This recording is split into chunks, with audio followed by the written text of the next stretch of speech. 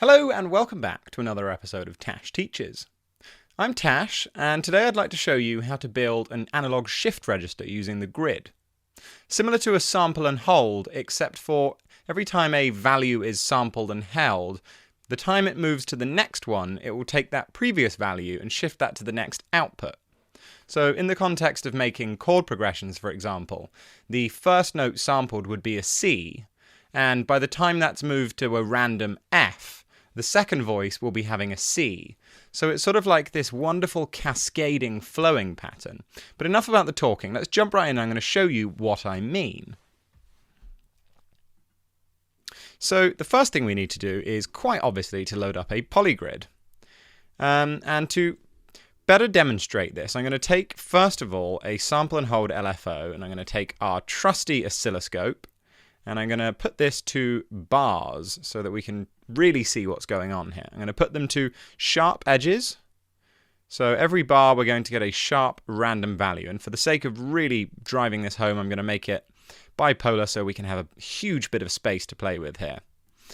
So if I were to take this sample and hold and say at this value or the next value, output the previous value to another output. For example, if I take a sine wave here, and we use this to be the pitch, I'm going to turn it off bipolar again. In fact, why don't we just attenuate that? So I'm going to put this to our classic 10%, and I'm going to pop this into the pitch control, and let's just put that straight to an audio out. And it would be helpful if we quantize that, as usual. Let's do the C major pentatonic scale, as always. Okay. So currently this is behaving just like a sample and hold LFO. But what would happen if every time we change note, we keep that hold, we take that previous note, or we take the note before and send that to another instrument? Better explained, or better demonstrated than explained. Okay, so what I'm going to do now is I'm going to take a delay, I'm going to take a long delay, and because we currently have these being a bar, let's put these to half notes, actually. Okay, so we have half note value changes now, which means that if I set this to four beats, that will be a half note. So I'm going to take the pitch out. We're delaying the pitch here. I'm going to pop that into the long delay, and I'm going to put the output of that into the pitch control. And now, when I take the output of this and add this to a mixer,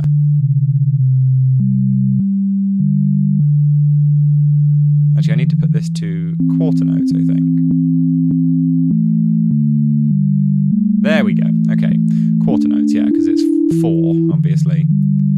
Okay, so what you can see that's happening here is every time we're changing note, if I throw a quantizer on here as well so you can see, every time we change note, the previous note on here becomes the note on here. And because it's all quantized at first, you end up with these very deliciously melodic patterns. And there's no reason we can't add another voice. So let's take that, and we're going to delay this signal by the same amount again. And let's add this in. Definitely got to bring the volumes down on this.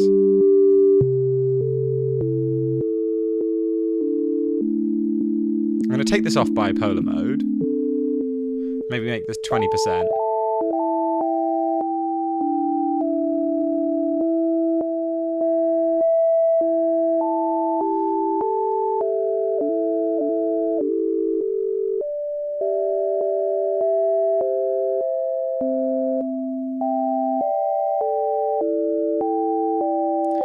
Really wonderful cascading melodic lines. Let's delay it again. We'll take the output of that guy, put it in here.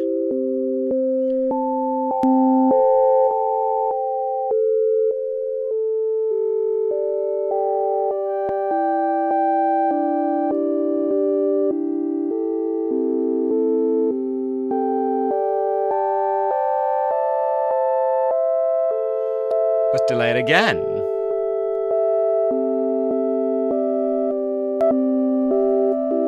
And when you start panning these as well,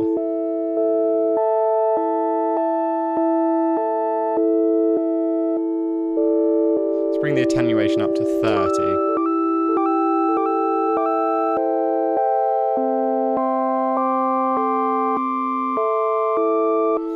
Really wonderful. If we put a bit of reverb on this.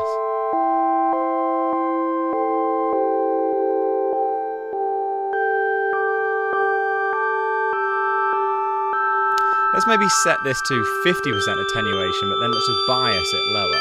So we'll take the bias, we'll bring this down maybe 20%.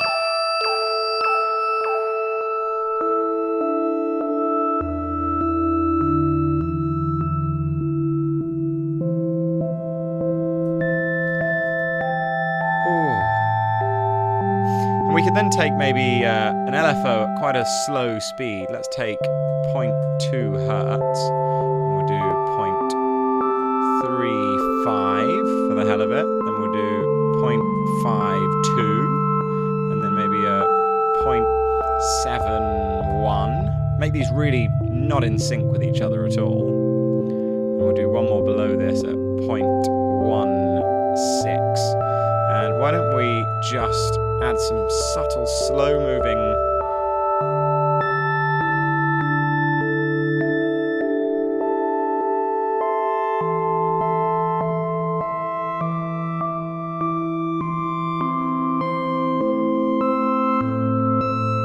If we put these skews in the middle,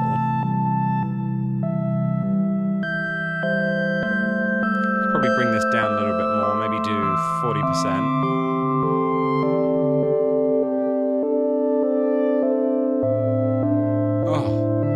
Just wonderful. Now it's important to note as well that if I were to change any of these, we're going to then not only be changing when that note is played, but then the through notes to the next voice. So if I were to set maybe this voice to 2, that's going to be triggering at half the time, but that's going to be pushing these. So if I were to change these to 6 and then this to 2, we're having regular half of the time, because we've pushed these up 2 voices or two beats, we're back to normal. But if I were to put this to 4,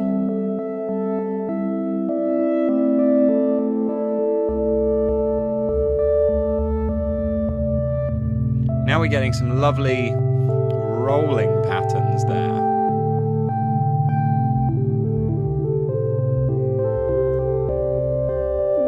And there's no reason we can't then fuck with this attenuate knob. Why don't we put let's take just another sample and hold LFO and see what this one looks like. Let's make this one have sharp edges but also smooth edges, and we can use that to play with the pitch here. And we'll go up 0.1, so 10%, we'll make it bipolar. Make this happen over a bar.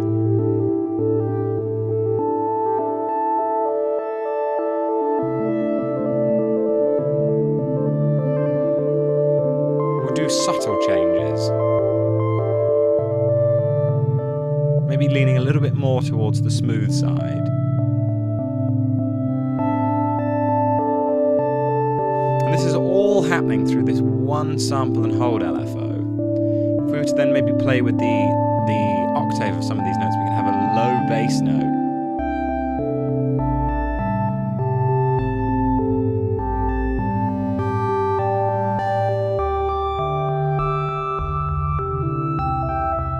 Why don't we play a little bit with some of the stereo spread on these guys?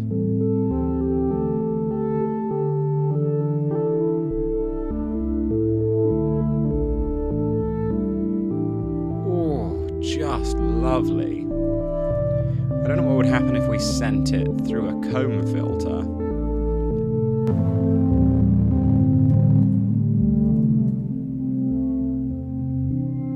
Obviously we're in C, so we could just double click it.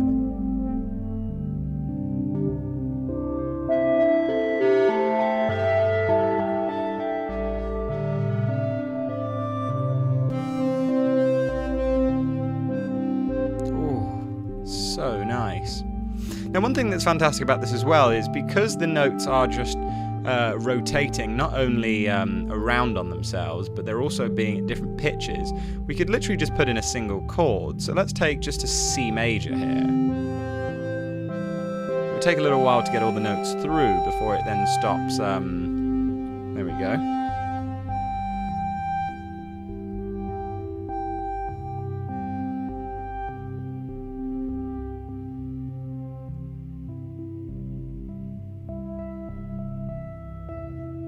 Oh.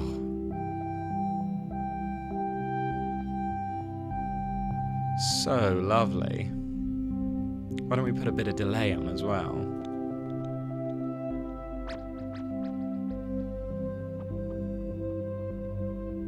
Maybe a bit of Valhalla shimmer.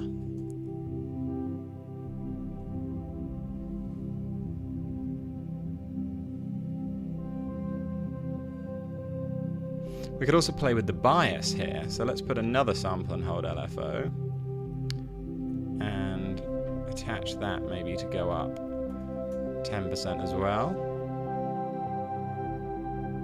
We could do this to be half a bar.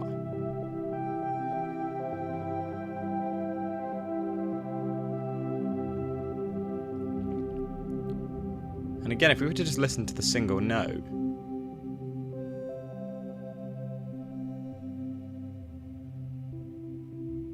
as we start to bring in those extra voices.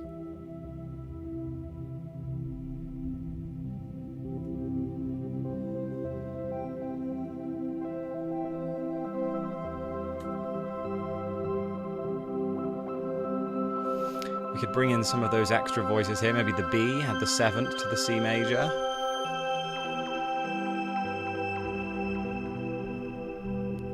And of course, if we were to have this alternate between being two chords but them being related somehow, if we were to take an A minor, so an A, C, E, G, and then we have a C, E, G, B, by adding in that extra note we can then change, if we pop this in here, nice, and add this in here, we can then change the overall feel of it by just changing one of the single notes being added into it. So let's go through that C major feel to then the A minor.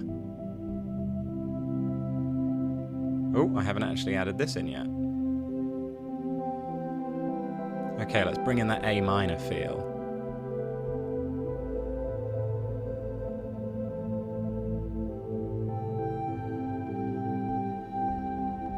Back to the C major.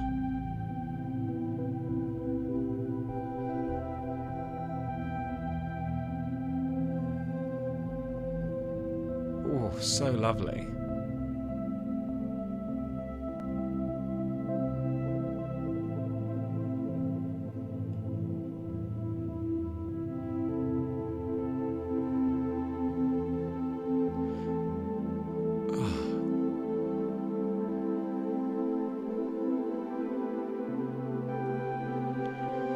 Anyways, that I think is a nice brief overview of how you can create an analog shift register. If this interests you, I urge you to go and look at a bit more in depth about what shift registers are, because it's a really wonderful way of creating wonderful soundscapes. And of course, if you were to do this with less reverb and some sort of gated pattern, you could try and do that quickly.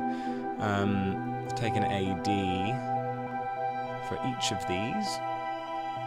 So obviously we're not going to have any sound anymore, but the notes will then still be staying the same, but you could use different gates to trigger them differently. So let's just move this out the way. And in fact, let's close this up for a sec. Let's just bring this to the side and close this up so we can actually fit it in. Let's take that. Let's do a different pattern here. And a different pattern here. And maybe one like this there. And finally, we'll just do one. We'll do this. So let's connect those up. And let's have a quick listen now what we get. I'm going to turn off some of these long effects because I think this could be...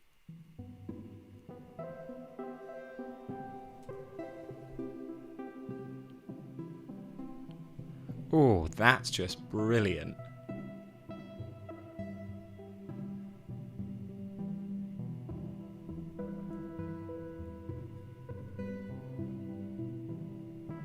We could go to the A minor feel.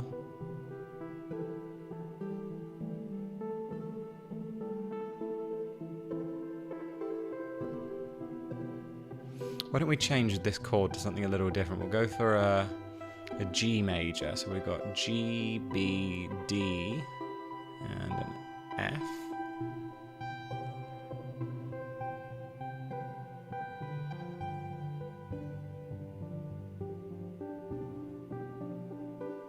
Maybe turn off that F.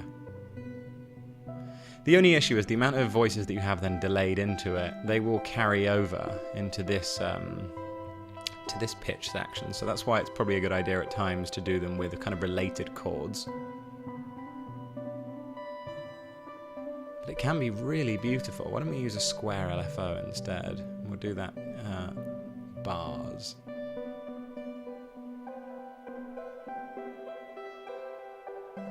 Two bars.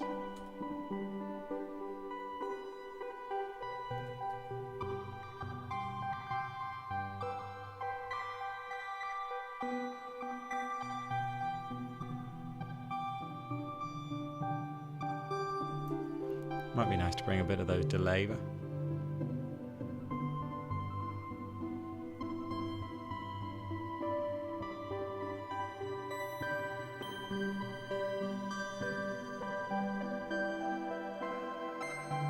don't we change this to an F, A, C, E. So we've got an E, F.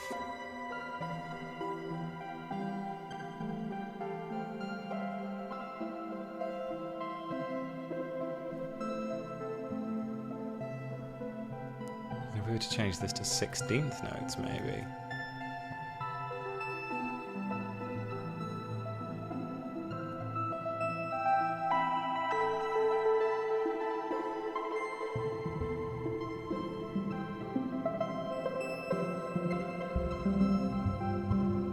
Ooh. Anyways, that truly does do it for today. I hope this video has been handy and you've enjoyed this little trick. As always, if you enjoyed this video, please remember to like and subscribe and put any comments or questions down below. And if you'd like to keep up to date with my future videos, then remember to click on that little bell notification button. I am also a Bitwig certified trainer, in case any of you would like some one-on-one tuition of any kind. But until then, happy Wednesday and happy creating.